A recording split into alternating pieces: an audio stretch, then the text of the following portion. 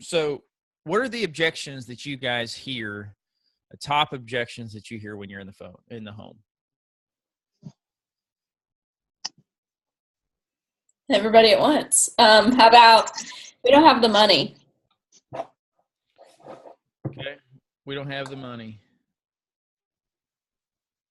Anyone else? I know you guys hear We have life insurance already. Brittany, you have a lot because you do a lot of activity. Hey, I know how to shut them down too.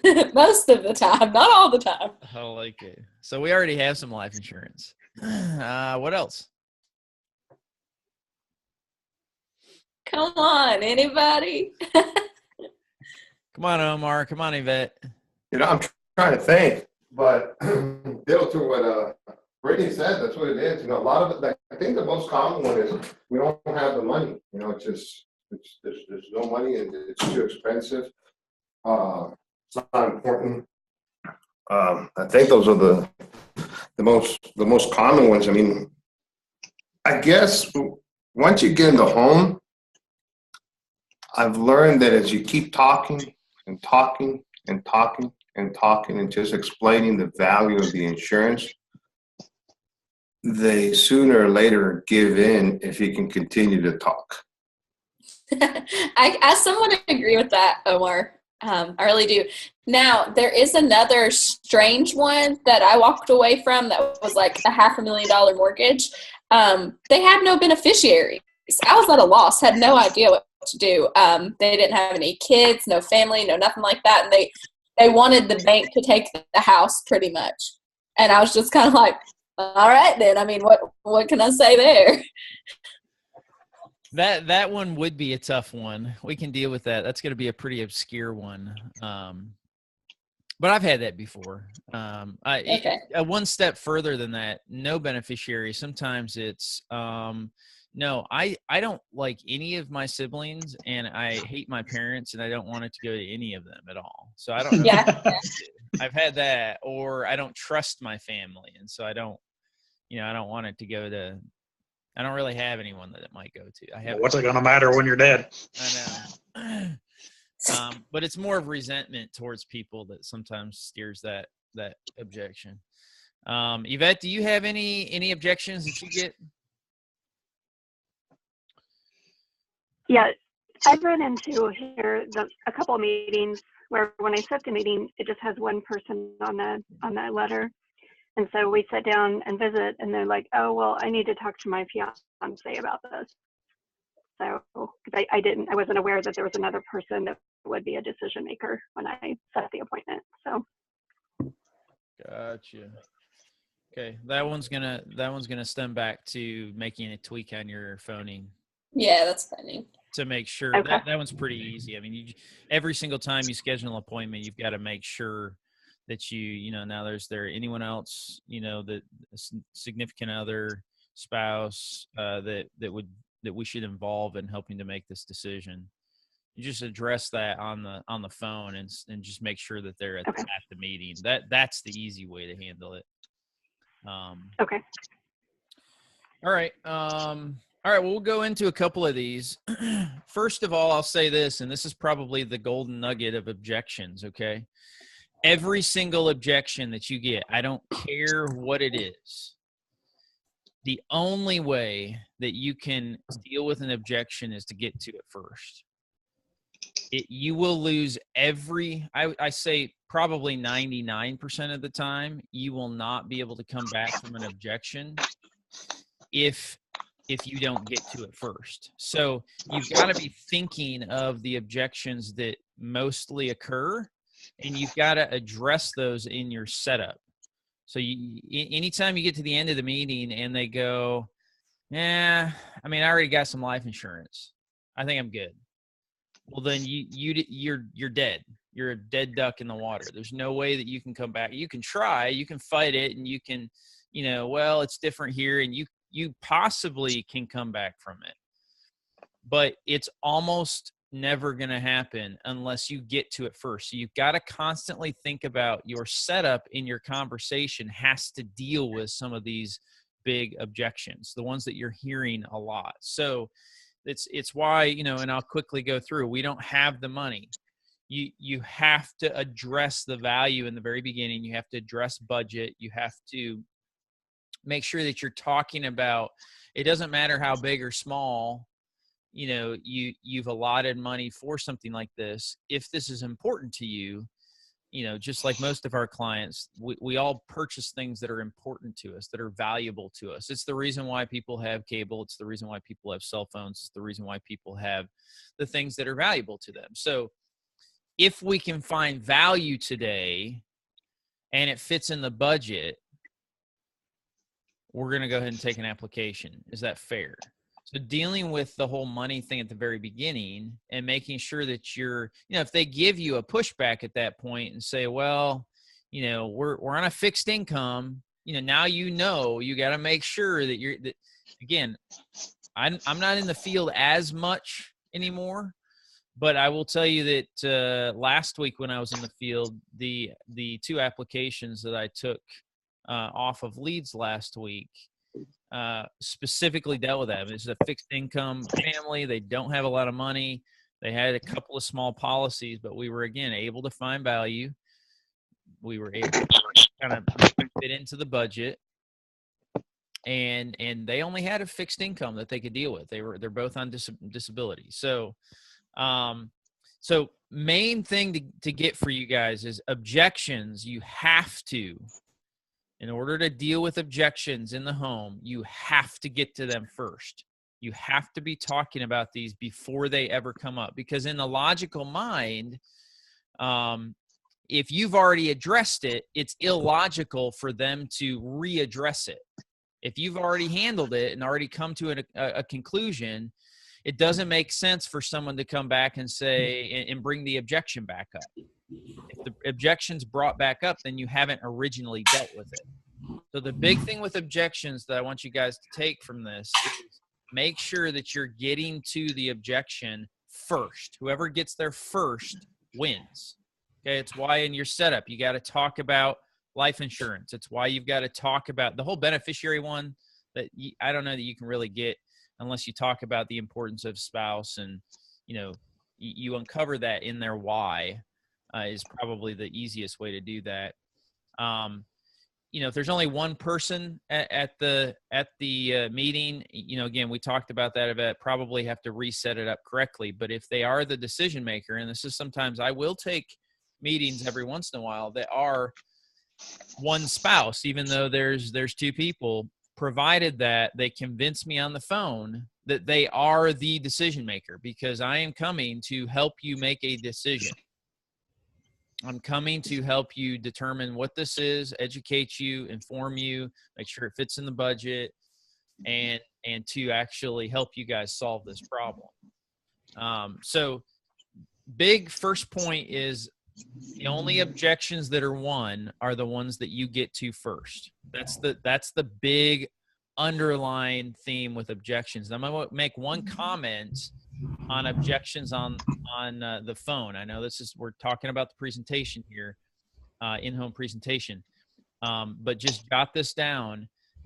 The one thing that I use for rebuttals on the phone, and you can use this for every single objection. I make this easy, okay? You can throw any objection at me you want. I don't care what it is, how hairy it is, how crazy it is. And my one response is, great, Wyatt. That's exactly why I'm calling. That's it. And I keep going. I'm really glad you brought that up. That's exactly why I'm calling. And just go right into the rest of the script. That is the easiest way to rebuttal any objection on the phone. Because you got to remember that phone objections are knee-jerk reactions to get you off the phone. They just no one wants to talk to you on the phone. It's not like, very few anyways. If they do, maybe they're suicidal, and you should keep them on the phone just to make sure that you can calm them down. So just the big thing about objections is get to it first. Get to it first. Get to it first. Okay, so you got to be thinking about how you're setting up your presentation. And if you've watched recently the mortgage protection presentation that's on the website that I've done, you can see there's strategic things that are said in there to address objections. So you've got to think about your presentation. Anytime you go in and you wing a presentation, you just wing it, the objections that come up, I guarantee you could go back and say, man, I didn't deal with that at the beginning. That's why it came up. I didn't deal with it. Okay, so you use those. I always kind of debrief after a meeting. Use it afterwards to kind of address, did I cover this? Can I get better? Where can I get better? Why did the objection come up? Okay. All right, so the specific objection, any questions about that? And then we'll go into specific objections and kind of how to best handle them specifically. Okay. So the first one that was brought up is we don't have the money. This is probably the most common objection. I just don't have the money. And I love what Omar said earlier. Everyone has the money, but if they don't find the value, they're not willing to put the money there. Okay. Oftentimes people that say, and I get a huge crack out of this when I'm in homes, I'll be sitting in a home, the home's dirty. Okay. It's just a nasty home. And here is this like $4,000 TV sitting on the wall. And they're sitting here complaining about how they don't have money. I mean, every single time you walk into a home, there is something that people put value in, that they put their money in that. It doesn't matter what it is. So the reality is like Omar said earlier, if you're getting that, you probably aren't talking about the value of what you're providing. Because again, you won't have anyone purchase this if it's not valuable to them. This is an intangible product. This is not it's much easier for someone to go to Walmart and buy a 72-inch flat screen TV because they've got something. It's there. The only thing they're going to get with this is a contract, a piece of paper, and a promise. That's it. So you have to talk about the value that the product brings to their family, to the problem that they have. There's a reason why they filled it out. There's a reason why they've now also scheduled a meeting with you. Okay, that's the second step. I mean, they filled it out. Now they scheduled a meeting. Now you're sitting knee to knee with them at the kitchen table. They have a problem. There's something that they're concerned. There's something that's keeping them up at night. There's something that's a little bit of a soft spot for them. And so uncovering that and then showing the product that will bring them value and solving that problem will pretty much mitigate that I don't have the money, because they'll find the money. And if it's important to them and you're digging enough into their situation, you can reallocate sometimes monies in order to find this as well. Because we've oftentimes, again, I'll give you a good example for last week.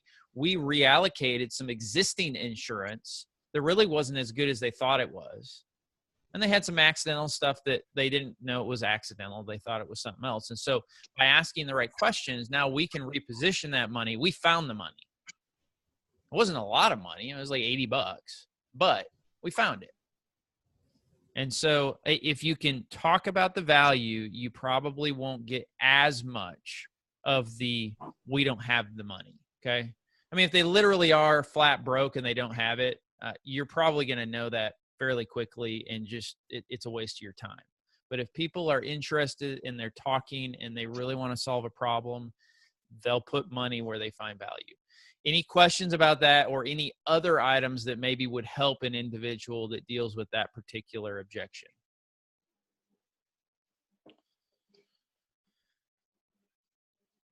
Okay. The second one, which is probably my most favorite objection to deal with, is we have life insurance. I love it when people have life insurance. Guys, if they've already bought life insurance, they already know the value of this stuff. People who have already bought buy more. Okay. Or they replace, or they adjust, or they change, or whatever it is. Okay. So the key to, we already have life insurance. If you're getting that at the end, then you're failing at the beginning of asking questions about what they have. you've got to, at the beginning, before you even get into your presentation, and that's why in the mortgage presentation that's, again, on the website, part of that is in there. I mean, you've got to ask, okay, tell me, guys, how much life insurance do you guys have already? Can you go grab it out of the safe? I'd like to look at it. Guys, you got to look at these products because they think they have something, and it's oftentimes not what they think it is. They'll remember buying a 20-year because that's what they wanted, but it was too expensive and they got a 10-year. And it's like 3 years from running out. And I thought that I had another 13 years. That happens all the time. Or they'll say, oh yeah, I've got tons of life insurance. It's so funny. I get this. It's comical. I got so much life insurance. Well, great. How much do you have? I got like 75,000 at work. You have a lot? I mean, okay. I was expecting like $1 million. Okay. So you have to continue to ask probing questions. Okay. And it's why in my presentation at the very beginning, I tell them, I explain to them, and this is kind of my script. I explain to them. So I run a financial planning firm. We're insurance broker. We do some investment stuff, but we mainly help people with solving problems that we have financially. And what we have found is that one of the biggest questions in our interaction with clients stems around their biggest asset. And for most average Americans, okay, and I fit in the same boat, their biggest question stems around their home.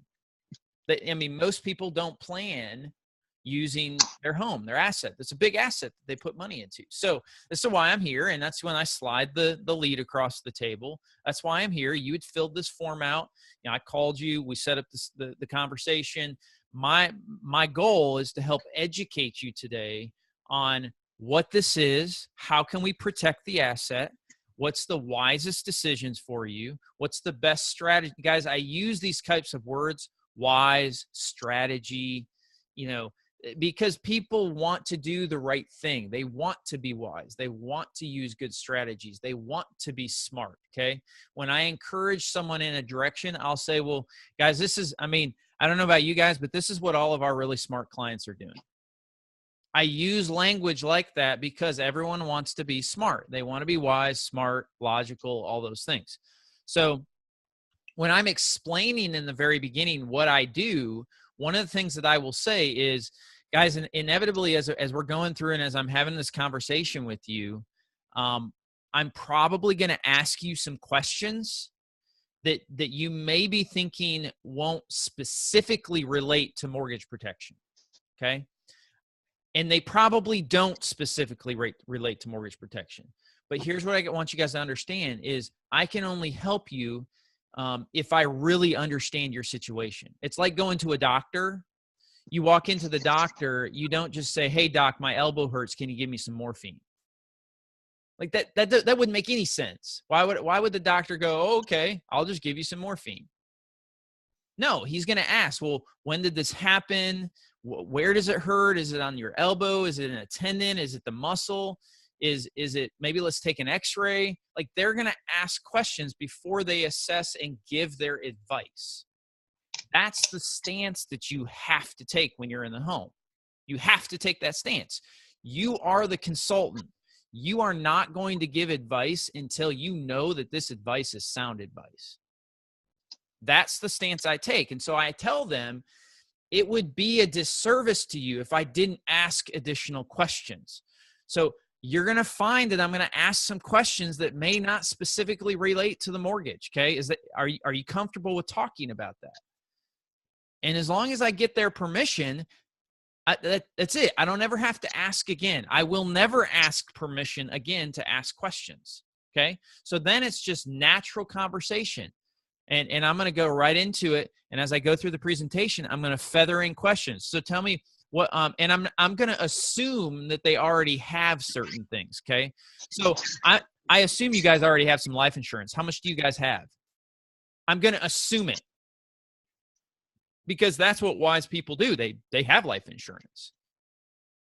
And so then, if they tell me, hey, Mike, yeah, we've got some at work. And I think last year we got I think some State Farm coverage. I can't remember. Hey guys, do me a favor. Do you guys keep that information like in a lockbox or anything? Can you go grab it? Because I really need to know because you may not need anything here. This may be a waste of your time. And so I need to know exactly what you have. When you guys are asking those questions, and you got to dig into what it is, what it isn't, how much are you paying for it? When did you get this coverage? Is it work coverage? Anytime it's work coverage, I'll tell people, great. I would tell you to get more work coverage. It's cheap, it's inexpensive. But wise clients don't use their work coverage to cover their personal assets, because if they lose their job, their protection on their personal assets is gone. So get all you can because it's cheap. It's group coverage. The risk is passed across hundreds of people, thousands of people. It's very cheap. And there's rarely any medical. So especially if you're unhealthy and you've got some medical concerns, go get as much as they'll let you have. But don't let that be the solution to your personal assets, because that's an unwise move. Again, I'm the doctor. I'm the consultant. I'm going to tell them if it's wise or not. It doesn't matter to me if they listen, because it's not my life. And I'll tell them all the time, hey guys, this is what I have. If I passed away going home today, my family financially would be perfectly fine. They would never miss a beat financially. Now, they would definitely have a hard time emotionally, but we've planned. This is not my plan that we're talking about. I'm talking about your plan. So those are the things, those are the ways I address a lot of it to be non-confrontational. I still pressing the point, still making sure that we're having these difficult conversations. But when I get to the end, I don't ever get a response. Yeah, we already have some life insurance. I already know you have life insurance. And I know what you have, how much it costs, and I know whether or not you should keep it or not. And I'm going to tell you you should keep it, or I'm going to tell you your best solution is X, Y, and Z. Okay? Any questions on that? That should be pretty helpful for you guys to mitigate a lot of those concerns in the home. I got a quick question, Mike. Sure, Ron. I've been in homes where, we just moved in, everything's in boxes. We have no idea where our policy is. We think it's this, but we don't know. How do you address that? Yeah, that can be a little bit of a challenge. So if they know what company they have it with, you can always call the company, or you can have them do some research. You can make the assumption that they have X, make some plans based on that assumption, but tell them, I need you guys to do some homework. Like, I want to make sure this is the right thing for you. So before I deliver all the policies, before we lock this down and tie everything up in a neat little bow, we need to make sure we do some research on this. Can you guys, before we get together next week or whenever you schedule the next meeting, can you call them and get the details and email it to me or text it to me? I need to know. So okay. I tend to give them homework. And guys, if they have stuff like that, you better be scheduling another meeting in the home. Do not get out of that home and say, yeah, just call me. They're not going to call you. You got to lock down, okay, we've got some further stuff we need to talk about. Let's meet again. It shouldn't take more than a week for the policies to clear that we're going to talk about today. Let's meet in about 2 weeks. They should have the policies in hand. We can lock it down. We can make sure everything's good. And in between now and then, I need you to get me this information. Can you do that? Can I count on you to do that? You got to treat people that way, because people mean well. They'll make commitments just like we do as a team. We mean well. We want to commit to stuff, but sometimes life gets in the way. And so we need reminding. We need to make sure that we're getting them committed to following through on getting that information. That's a really good question, Ron. Thanks, Mike. Appreciate it. Yep. Anyone else have any questions on that?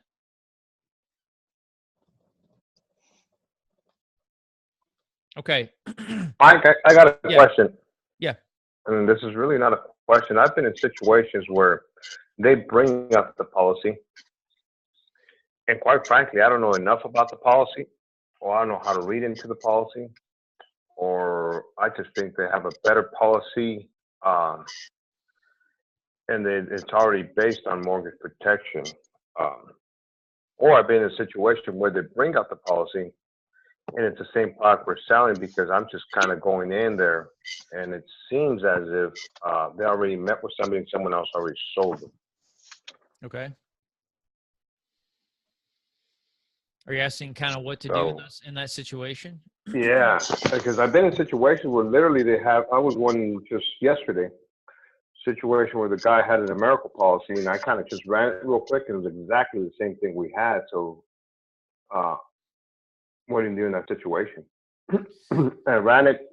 I was even told, okay, he told me it's about $70. I said, is it 71.46? And he said, yeah. And it was exactly the same thing we were selling. I guess another agent came from out of town. He said, came from Florida. That wasn't you, Ron, was it? that could have Another been agent Ron, came from Florida and sold them the policy. So I guess what is a rebuttal to make them a client right now? Do you offer, and what I rebutted is I basically asked, well, because I was able to find something through Mutual of Omaha that was about $5 cheaper. And this was actually a phone conversation. This because I was trying to book him, and he said, I already got mortgage protection. Well, great, that's why I'm calling you. We're probably calling you because you probably didn't get the best coverage, so we just want to do a follow-up. And then he started, he brought up his policy, and I was on the computer trying to get his sales. So I got an appointment for him on Tuesday. And I guess that's why I'm calling, because on Tuesday, now his policy is going to be a little bit cheaper over here. But it seems over the phone, once they buy the mortgage protection, they don't want to deal with anything else anymore. Yeah, here's what I found. You reach, and this is true, it does not matter how much money people have or how big these cases are or how small they are. You reach what I call a friction point, to where the friction to change is not worth the adjustment in the cost. So because again, you got to remember it is $5 less. And so it's like, well, how much time do I have to put in this? How much of a headache's going to be? And then they kind of say, well, it's not worth the pain. There's that pain threshold. Now, having said that, again, I'm going to go back to what you had said earlier. If I'm in the home with someone like that, I'm not going to focus on the price. That's going to be the final, nail that's going to seal the coffin. But I'm going to focus on, it's a good product, but here's the reality. It's missing X, Y, and Z. So I'm not going to delegitimize, but I'm going to show, if you and I were sitting down together, this would have been one of the options, but it wouldn't have been my first option, because Mutual of Omaha has the living benefits that this other product doesn't have, or Mutual of Omaha pays quicker, or is whatever. You're going to use, that value add proposition. And I don't want to say delegitimize the existing coverage, but you're going to kind of null it, because again, that's not what I would have sold you first. That's not what I would have gone to first. It is one of the options, and it's a good option, because I don't want them to feel like they made a bad decision. Okay. You made a great decision. Congrats on, again, a lot of people choose not to protect their assets. So you made a great decision. I think if you and I had met first, you would have made a better one. And here's what that would be, and here's why. And you can use here's the cool part. I mean, it's going to take us 15 minutes to take an application. It's going to be painless. It's not like it's a big deal. And I'm going to save you $5 a month for, is it a permanent product or a term product? Term 30 years. So, here's the reality. I mean, if you want to do quick math, $60 a year times 30, I'm going to save you $2,000. I mean, is it worth it to you? I mean, $2,000 is $2,000. It's a 30-year contract. So that's the way I would go, but I wouldn't use that save you money until the very end, because again, it's back to the value. And you're really you're delegitimizing the existing product, not because it's a bad product, but because it doesn't have as much value. That's why they'll justify, okay, it makes sense. I get more value and I'm saving $2,000. This is a no-brainer. Got it, man. Okay. Okay, good. Any other questions on that? Anything else? And I muted everyone, so if you have something to say, just unmute yourself. Hey, Mike, it's Jeff. Yeah. Missouri is a non-replace state. So when I run into the fact that they have life insurance and they're using it for life insurance, I don't go real deep into that. But when they say that, again, I've run into the fact where, for instance, there was a Forster's and the quote was exactly what I could give them. But they wanted to look at something that, again, I brought value to the Mutual of Omaha policy. But they were going to have to replace that policy, and it was going to be more money. Ethically, in that situation, you are doing the best interest of that client, but in a state that's not a non-replacement state, how do you determine whether, they'll tell you one thing and you ask, do you have any existing life insurance? Well, yeah, you go into that. Or do you plan on keeping that? Well, it depends. Okay, it depends on, what you show me. And when I get that, am I immediately because this state is a non-replacement, how do you handle that situation? Well, what do you mean by it's a non-replace state? What do you mean by that? Well, I thought Missouri is you can't replace insurance in Missouri. I don't think that's accurate. That could I can look into it. I think you can replace insurance anywhere as long as it's suitable. That's I could be wrong, and again, I'll look into it to make sure. Okay.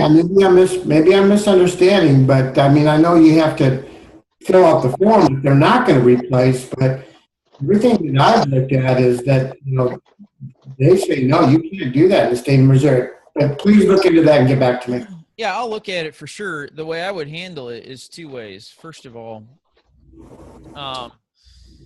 you can, if someone isn't sure they're going to replace it, from an ethical standpoint, you can state on the contract that they're not going to replace it. And if they cancel it afterwards because they choose to on their own, that's their decision. Now, you don't want to use that. You don't want to use that as a way of getting around, like where they clearly say, yes, we're going to replace this. Okay. But if they don't know and it's like, okay, well, we might keep it, we might not, I don't really have an intent to replace it. We might keep it. If that's the language, then I would just say their intent is not to replace it. If they do cancel it, that's on them. Okay.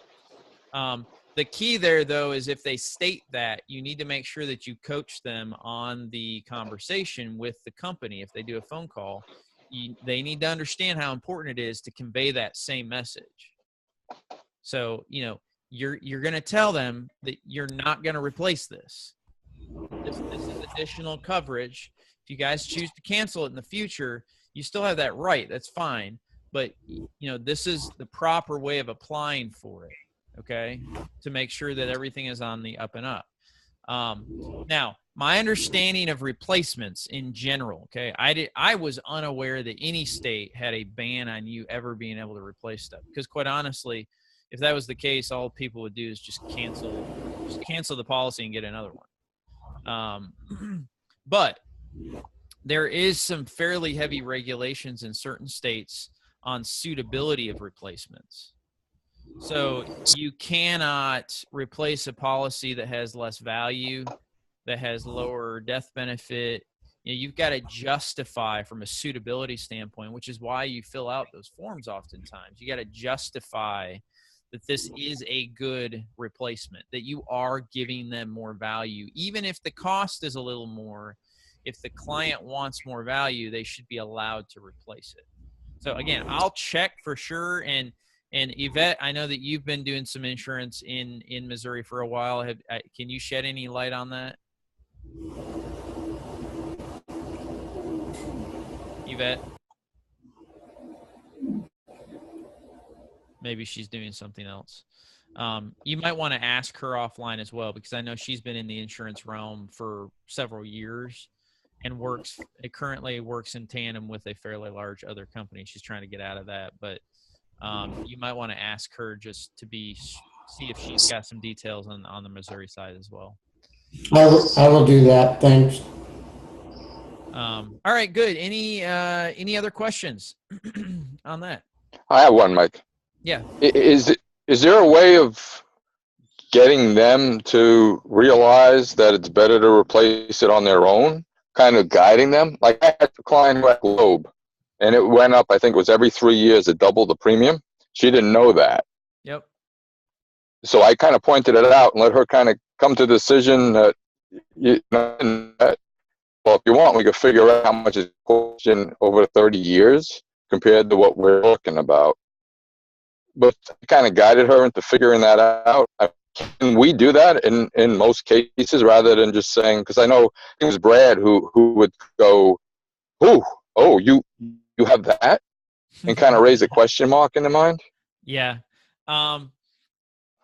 The way I judge, I mean, yes, I would encourage you to coach the client to do some personal education of what they own.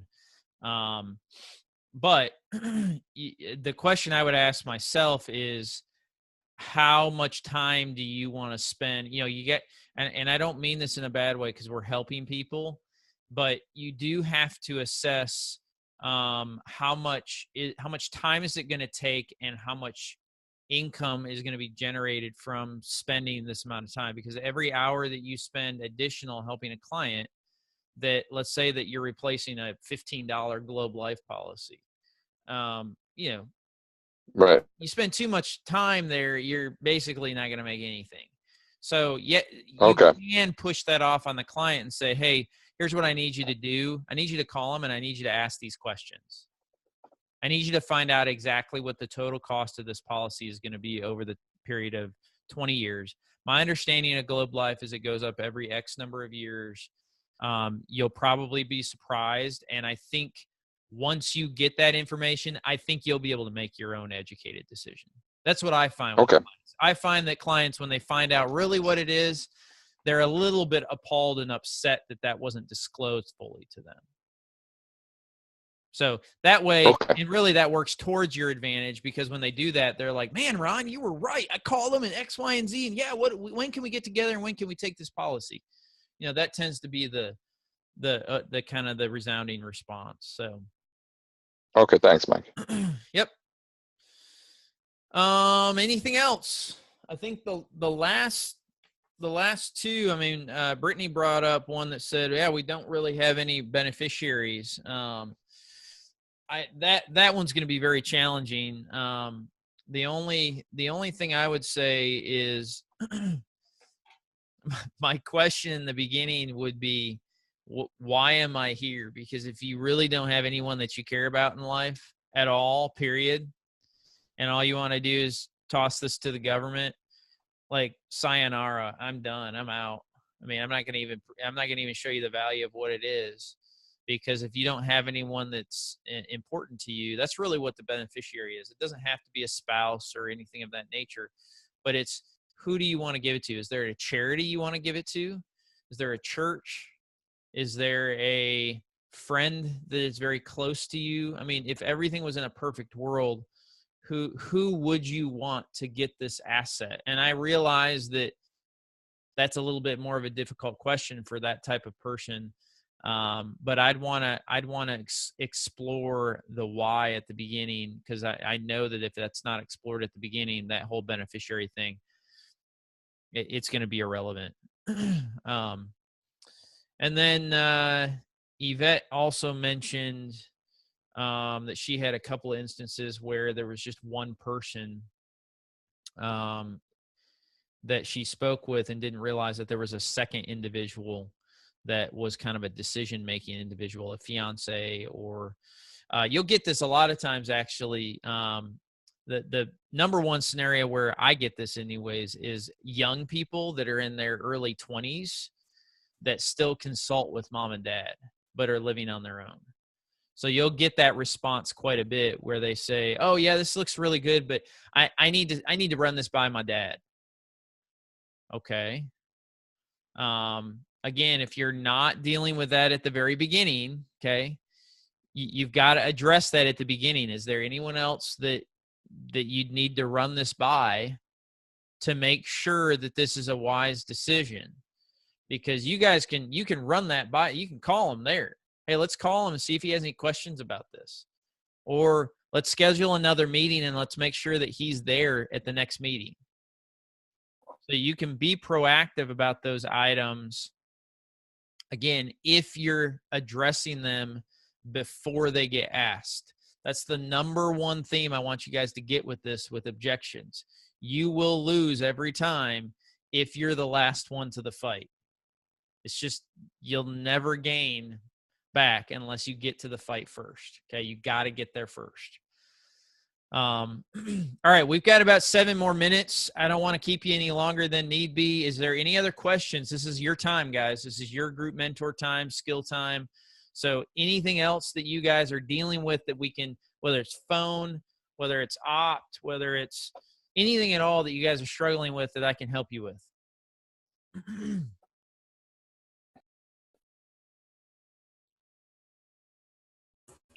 My quick question on opt. I know that if you upgrade to premium, does that give you the option? I know you can track I know you say the placement aspect of it, and today you probably get updated numbers. Is that available to agents at any level, or no? Is that something we just have to rely on with you? Yeah, it is. There's actually 2 different levels. There's the standard level that's free. I think it's $10 or $15 a month, the premium version of Opt. That gives you a little bit more tracking. It gives you, I believe, the main feature is the mobile part where you can actually do the door knocking part. I don't know if you knew that, but the door knocking part of the mobile version is literally you can pull down any lead within a certain radius of you that has been sent out by Symmetry but has not responded to the letter. You can literally go and click on, there's pinpoints on the map on your phone. You can click on them. You can go drive to their door and say, "Hey, we sent you out a form. I'm checking." I mean, it's a free way people can do door knocking without paying for, if you guys have dead time, you want to go do some door knocking, you can do that through the app. That's part of it. If you want the full feature of Opt, and really the people that need the full features are anyone that's heavily growing an agency. If you have people underneath you that you need to be able to track numbers on, then that is the next level. You get a virtual assistant with it. It's like $100 a month, I believe. And it gives you all the access, all the agency side. You can see all your agents. You can track numbers, the snapshots for their, submitted, net placed, PPL, all that stuff comes with that. And if you want that, if that's something that you want to pursue, there's a form. And actually, when you do that, my understanding is you also get a Symmetry recruiting site as well, where it's like a Symmetry focused landing page, basically, that people can utilize. I've got that. I haven't utilized it because we have different avenues that we utilize. But it is kind of nice to have if you want someone to go to a Symmetry focused landing page. So that is called Owner Circle, I believe, is the next level up. So again, I didn't get it until I was really actively, once you get a couple of agents underneath you that you're utilizing to help push you to the next levels and you're teaching them recruiting, then by all means, you need to get that. Okay. The other cool thing about Owner Circle that is kind of neat is when you go to conference, you get reserved seats. that is very nice. These conferences are getting very large, and they give you little snacks and stuff too, so that's kind of nice. Okay. All right. Thanks, Mike. Yep. All right. I think that's it. Unless Ron, you got something else? I think Ron went out. Mike, if you get them to get that up, they'll become obsessive. I don't know if you mentioned that. I had a call from a client, but Those are starting to lock me out of it because I won't stop tracking. It does become a little bit. I spend a lot of time in Opt, but not in the ways that you guys, most of you anyways, do.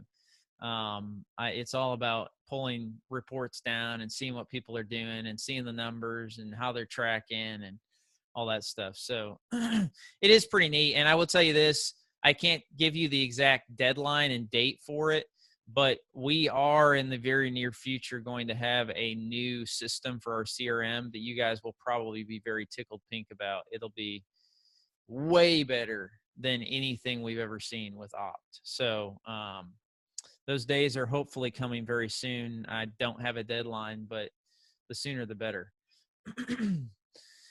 All right, guys, I think that's it. Ron was going to ask me something, but I think he fell off the planet here. So I'm gonna lock it down. Appreciate each one of you guys. Send me a message if you need anything at all. Harass your mentor if you need anything. Appreciate each one of you guys. And we will we'll talk to you again next week. Make sure you're getting people on the call, okay? Thanks, Mike. Thank you. Thanks. See you later. See ya.